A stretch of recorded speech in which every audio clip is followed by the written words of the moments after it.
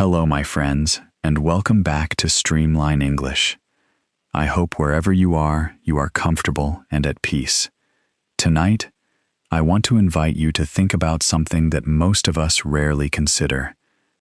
Have you ever stopped to think about how, at the crossroads where Europe, Asia, and Africa almost touch each other, in the land between the Mediterranean Sea and the Black Sea, between the ancient world of the Romans and the ancient world of Persia and the East, an empire stood for more than 600 years? 600 years, from 1299 to 1922, from an age when there were no guns, no printing presses, no glass windows in ordinary homes, to an age of telegraphs and railways and world wars. One empire, spanning 6 centuries, controlling at its peak more than 5 million square kilometers, governing tens of millions of people, speaking dozens of different languages, and practicing many different religions. The Ottoman Empire was one of the most powerful, most durable, and most complex empires the world has ever known, and it is one that, in the Western world especially, is often only partially understood, seen through the lens of the conflicts between Christian Europe and the Muslim Ottomans, rather than as the remarkable civilization it was. Tonight, I want to tell you that wider story, the rise, the golden age, the achievements, and the long, complicated ending.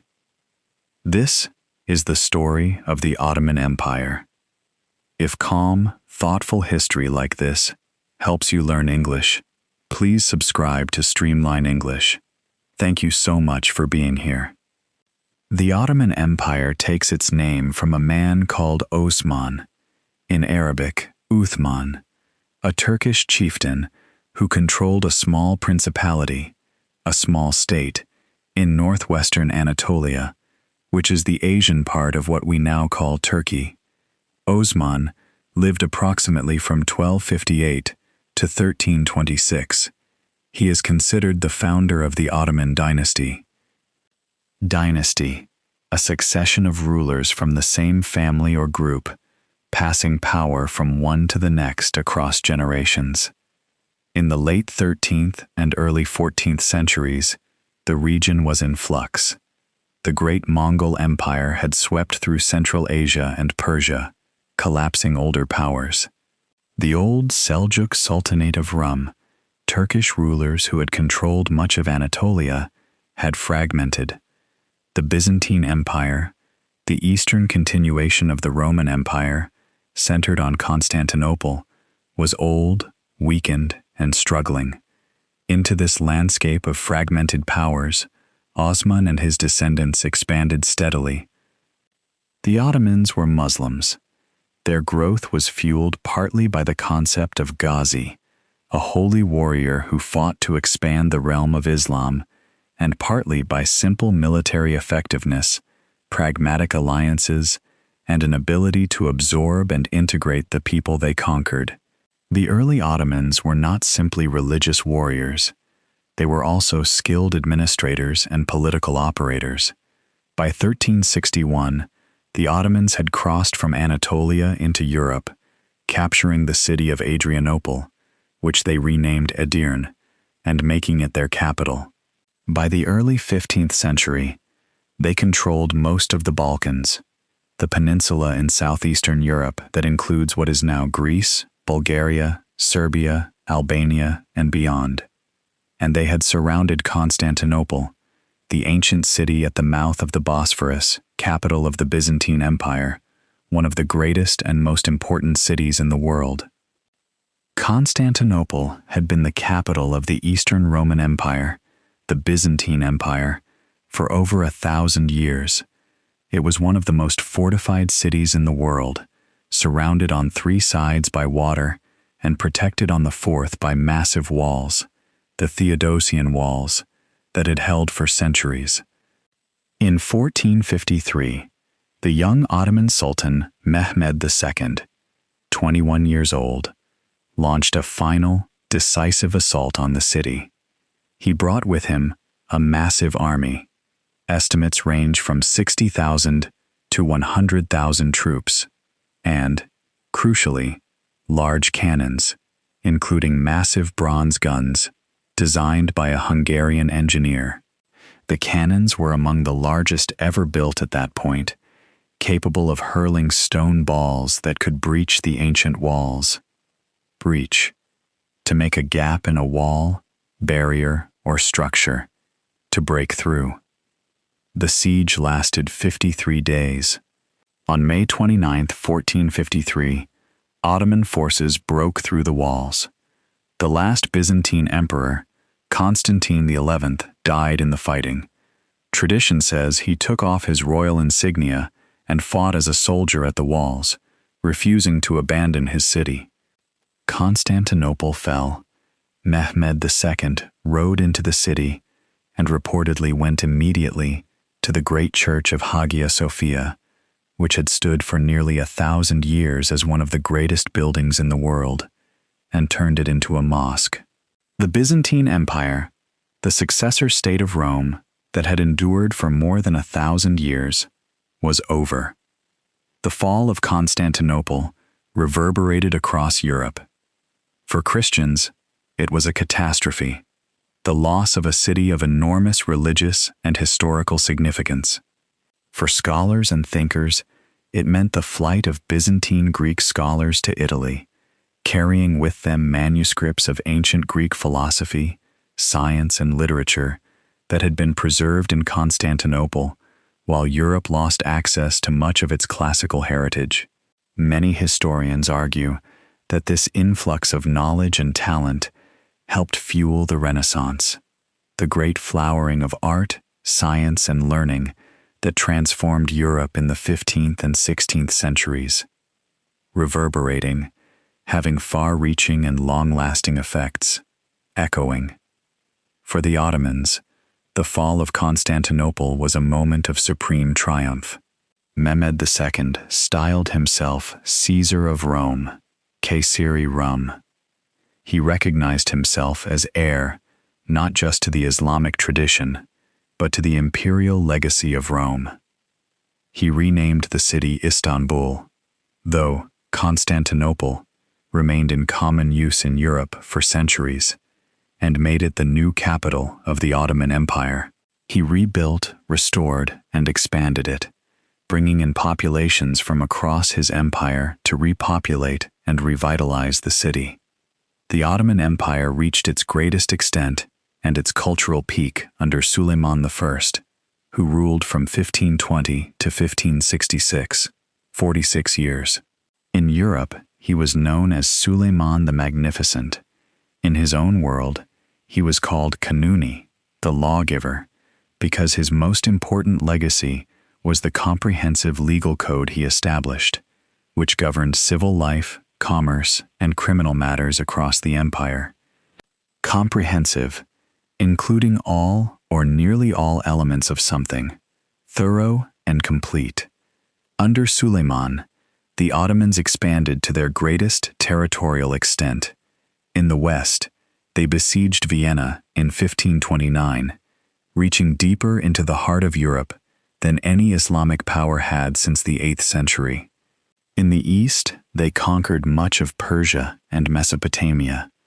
In the south, they extended control across Egypt, Yemen, and the coast of North Africa.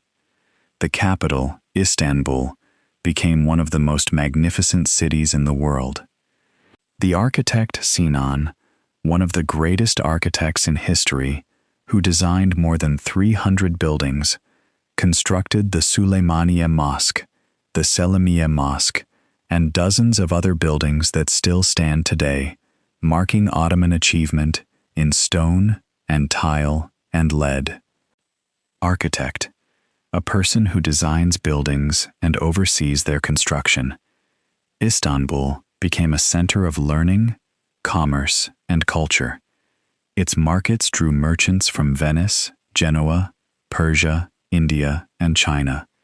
Its scholars translated ancient texts. Its artisans produced carpets, ceramics, and manuscripts of world renown. Its coffee houses, among the first in the world, became places where merchants, scholars, and storytellers gathered. The coffeehouse culture that spread from Istanbul to Vienna and Paris and London in the 17th century changed European social life permanently. The next time you sit in a coffee shop, you are sitting in something the Ottomans helped give the world.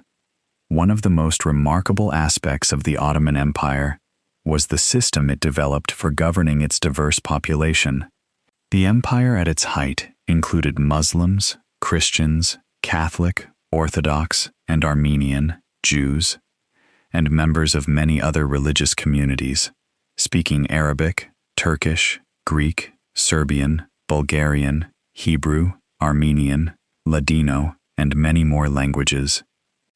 Rather than forcing all of these communities to adopt Islam or the Turkish language, the Ottomans developed what they called the Millet system. Millet is a Turkish word meaning community or nation.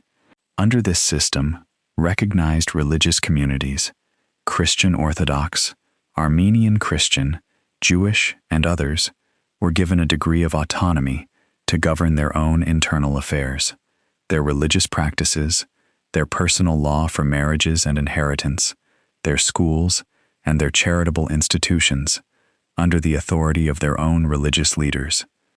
Autonomy, the right or ability to govern oneself or make one's own decisions. This system was not without its inequalities and tensions. Non-Muslim communities paid additional taxes. They were subject to restrictions in some areas. The system reflected a hierarchy in which Muslims held the highest status. It was not a modern pluralist democracy. But in an era when religious warfare and forced conversion were common in Europe, when the Spanish Inquisition was burning heretics and entire Jewish populations were being expelled from European kingdoms, the Ottoman millet system offered a degree of religious tolerance and communal self-governance that was, by the standards of the time, remarkable. The Jews expelled from Spain in 1492, the year Columbus sailed west, were invited to settle in the Ottoman Empire by Sultan Bayezid II. Tens of thousands came. "You call Ferdinand a wise king," Bayezid reportedly said, "but he is making his kingdom poor and enriching mine." Ottoman Jewish communities remained significant and often thriving for centuries. History, of course, does not stop at the Golden Age. After Suleiman's death in 1566, the Ottoman Empire continued for more than 3 centuries, but the trajectory was, with many exceptions and reversals, gradually downward relative to the rising powers of Europe. The reasons are complex and debated, but several factors are clear. Military technology shifted. European powers, particularly in the 17th and 18th centuries, improved their armies and their weapons faster than the Ottomans adapted. Conflicts that had once ended in Ottoman victories began ending in Ottoman defeats. A great naval defeat at the Battle of Lepanto in 1571, the failure to take Vienna in 1683, the Treaty of Karlowitz in 1699, which was the first time the Ottomans made large territorial concessions to European powers. Trade routes shifted. The Portuguese and then the Spanish and Dutch found routes to Asia around Africa, bypassing the Ottoman-controlled Eastern Mediterranean that had been the conduit for the lucrative spice trade. The economic geography of the world was changing. Internal challenges grew. The empire was vast and difficult to administer. The quality of sultans varied enormously. Janissaries, the elite Ottoman soldiers who had been one of the most effective fighting forces in the world, became increasingly difficult to control, interfering in politics, and sometimes assassinating sultans who challenged their power. Conduit, a channel or means through which something passes, a route. By the 19th century, the Ottoman Empire was being called the sick man of Europe, a phrase attributed to Tsar Nicholas I of Russia, though historians debate the precise origin. European powers competed to influence, control, or carve up its territories. The empire lost the Balkans in a series of wars in the 19th and early 20th centuries. Greece declared independence in the 1820s. Serbia, Romania, Bulgaria, one by one, nations emerged from Ottoman control. The empire entered World War I on the side of Germany and Austria-Hungary, partly in the hope of recovering territories lost to Russia, partly because of the influence of the young Turk government that had taken control. It was a catastrophic choice. The war went badly. The Ottoman government carried out the Armenian genocide, the systematic mass killing and deportation of the Armenian Christian population, which historians estimate killed somewhere between 600,000 and 1.5 million people. This remains one of the most contested and painful episodes in the empire's history. The war ended in defeat. Allied forces occupied Istanbul. The empire was dissolved by the Treaty of Sèvres in 1920, and formally ended when the Turkish Grand National Assembly abolished the Sultanate in 1922. The last Ottoman Sultan, Mehmed VI, left Istanbul on a British warship. Out of the wreckage, the Turkish nationalist leader Mustafa Kemal, later given the surname Ataturk, father of the Turks, built the Republic of Turkey, proclaimed in 1923. The Ottoman Empire, at its best, was an extraordinary achievement. It governed a genuinely diverse world, one of the most ethnically and religiously diverse empires in history, for 6 centuries. It preserved and transmitted knowledge across cultures. It built cities and mosques and hospitals and markets and coffee houses. It produced art, poetry, architecture, and law. Its system for managing religious diversity, imperfect as it was, offered something that much of the contemporary world struggled to match. At its worst, it was also an empire, which means it was built and maintained through force, through the extraction of tribute, through military conquest, through the suppression of rebellion, and through events like the Armenian genocide that remain deep wounds in the world. To know a civilization truly is to hold all of it, the beauty and the violence, the achievement and the failure, in the same honest gaze. What the Ottoman Empire ultimately leaves us, I think, is something useful to reflect on: the possibility and the difficulty of human beings from vastly different backgrounds living together. For all its imperfections, the Ottoman Millet system showed that it was possible, not perfect, not without hierarchy and tension, but possible, for Muslims, Christians, and Jews, for Arabs, Greeks, Turks, and Armenians to share the same cities, the same markets, the same neighborhoods for generations. The world we live in today is navigating the same question. How do people of different backgrounds, faiths, and languages share the same world? And we have not answered it more completely than the Ottomans did. You have been listening to these stories about emperors and poets, warriors and scientists, civilizations rising and falling, and learning English at the same time. Tonight, we end our series of 15 new stories with one of the greatest of all empires. But I want to end with something small and simple: the coffee house, something the Ottoman world gave to the world, spreading from Istanbul to Vienna, to Paris, to London, to every city on earth. People sitting together with drinks in their hands, talking, arguing, telling stories, sharing knowledge, learning from each other across every difference. That is, in a very small way, what you and I are doing right now. You are in your home, wherever in the world you are. I am telling you a story across every border and every ocean. And between us is a language, English, that has become, like those old Ottoman markets, a space where people from everywhere can meet. Keep learning, keep listening, keep meeting people across the borders of language and experience and background. Tell me in the comments, which civilization or empire should I tell you about next? I have more stories. I always have more stories. Until next time, my friend, take care of yourself and have a beautiful, peaceful day.